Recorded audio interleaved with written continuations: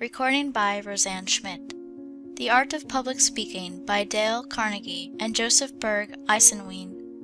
Section 11. Chapter 11. Fluency Through Preparation. Omnimus opibusque parati, ready in mind and resources. Motto of South Carolina.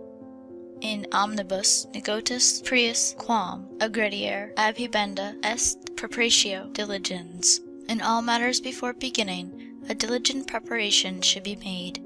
Cicero de Officis. Take your dictionary and look up the words that contain the Latin stem flu. The results will be suggestive. At first blush, it would seem that fluency consists in a ready, easy use of words. Not so, the flowing quality of speech is much more, for it is a composite effect, with each of its prior conditions deserving of careful notice. The sources of fluency. Speaking broadly, fluently, is almost entirely a matter of preparation. Certainly, native gifts figure largely here, as in every art, but even natural facility is dependent on the very same laws of preparation that hold good for the man of supposedly small native endowment. Let this encourage you if, like Moses, you are prone to complain that you are not a ready speaker. Have you ever stopped to analyze that expression, a ready speaker? Readiness, in its prime sense, is preparedness, and they are most ready who are best prepared. Quick firing depends more on the alert finger than on the hair trigger. Your fluency will be in direct ratio to two important conditions: your knowledge of what you are going to say, and your being accustomed to telling what you know to the audience. This gives us the second great element of fluency. To preparation must be added the ease that arises from practice, of which more presently. Knowledge is essential. Mr. Bryan is a most fluent speaker when he speaks on political problems, tendencies of the time, and questions of morals. It is to be supposed, however, that he would not be so fluent in speaking on the bird life of the Florida Everglades. Mr. John Burroughs might be at his best on this last subject, yet entirely lost in talking about international law. Do not expect to speak fluently on a subject that you know little or nothing about. Sisyphon boasted that he could speak all day, a sin in itself, on any subject that an audience would suggest. He was banished by the Spartans. But preparation goes beyond the getting of the facts in the case you are to present. It includes also the ability to think and arrange your thoughts, a full and precise vocabulary, an easy manner of speech and breathing, absence of self-consciousness, and the several other characteristics of efficient delivery that have deserved special attention in other parts of this book rather than in this chapter.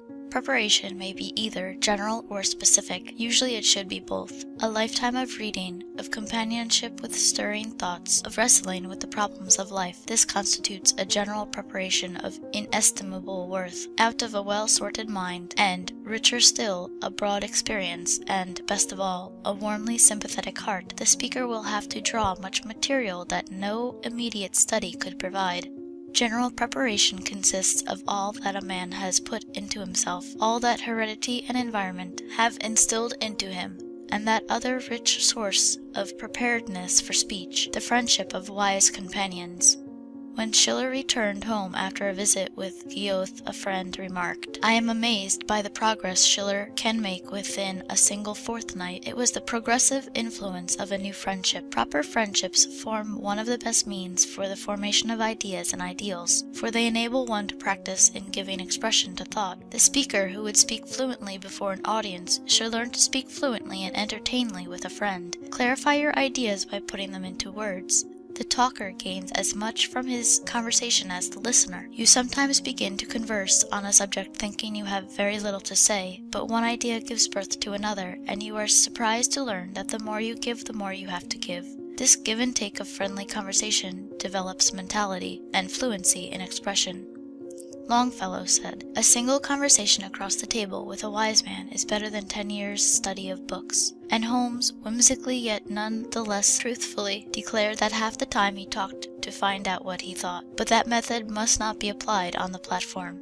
After all this enrichment of life by storage must come the special preparation for the particular speech. This is of so definite a sort that it warrants separate chapter treatment later. Practice.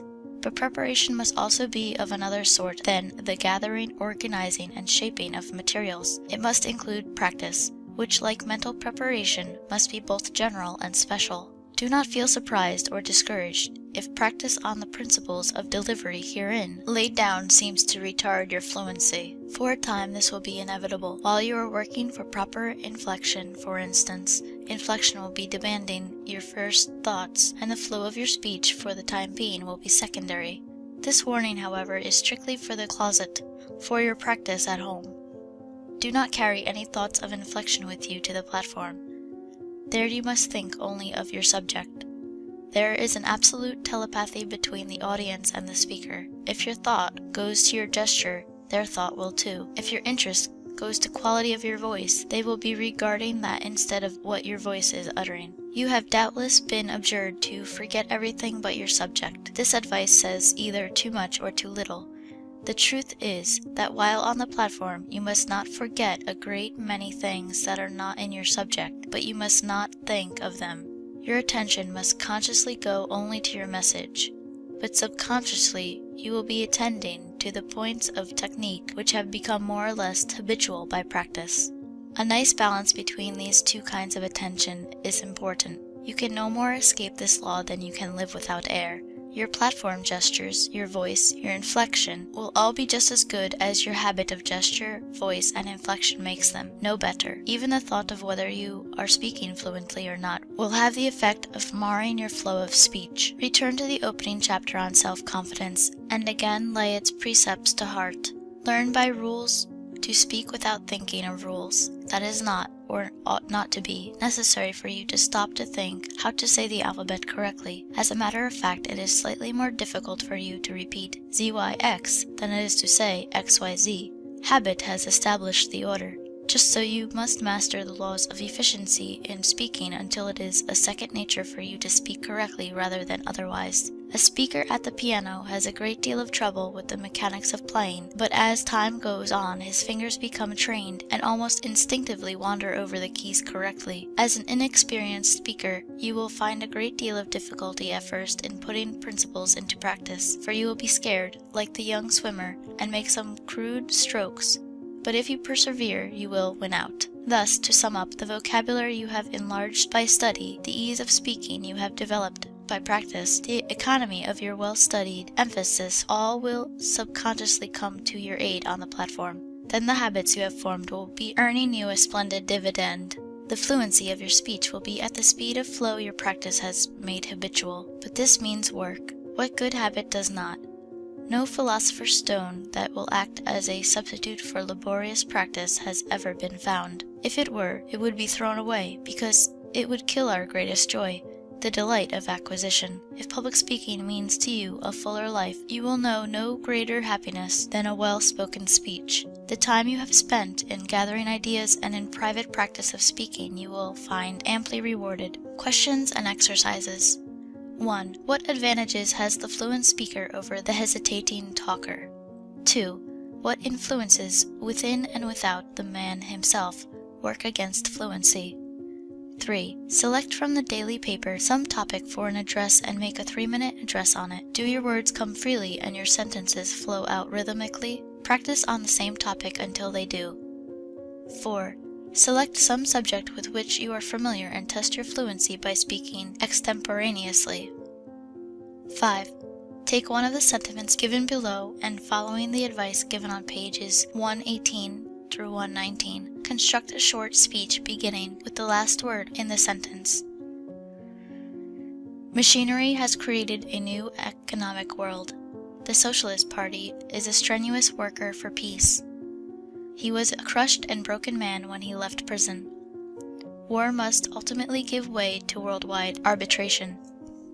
The labor unions demand a more equal distribution of the wealth than labor creates. 6. Put the sentiments of Mr. Bryan's Prince of Peace on page 448 into your own words. Honestly criticize your own effort. 7. Take any of the following quotations and make a 5-minute speech on it without pausing to prepare. The first efforts may be very lame, but if you want speed on a typewriter, a record of a 100-yard dash, or facility in speaking, you must practice, practice, practice.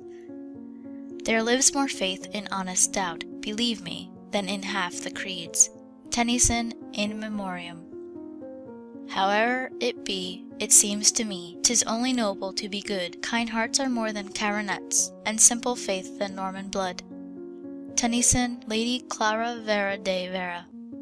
'Tis distance lends enchantment to the view, and robes the mountain in its azure hue. Campbell, Pleasures of Hope.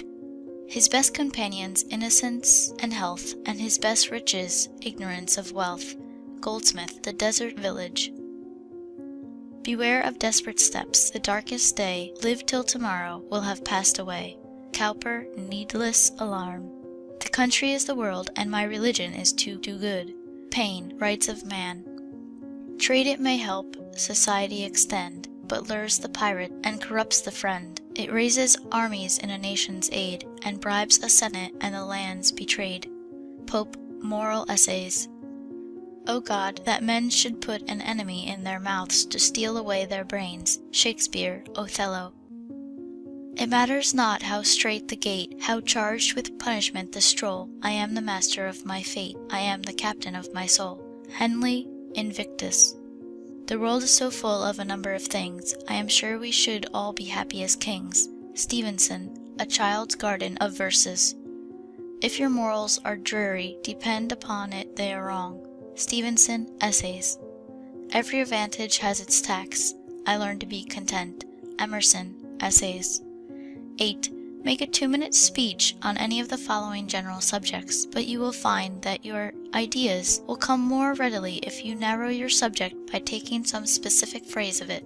For instance, instead of trying to speak on law in general, take the proposition, the poor man cannot afford to prosecute, or instead of dwelling on leisure, show how modern speed is creating more leisure.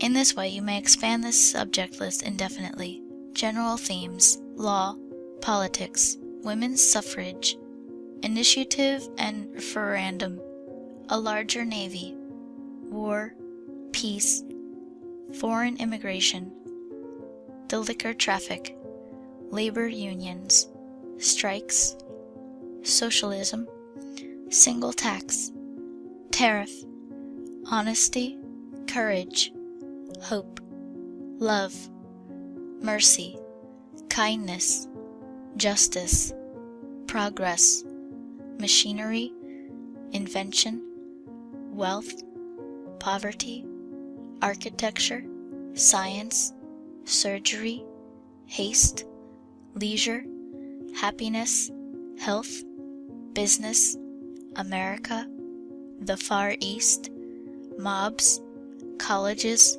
sports, matrimony, divorce, child labor, education, books, the theater, literature, electricity, achievement, failure, public speaking, ideals, conversation, the most dramatic moment of my life, my happiest days, things worthwhile, what I hope to achieve, my greatest desire, what I would do with $1 million, is mankind progressing, our greatest need. End of section 11.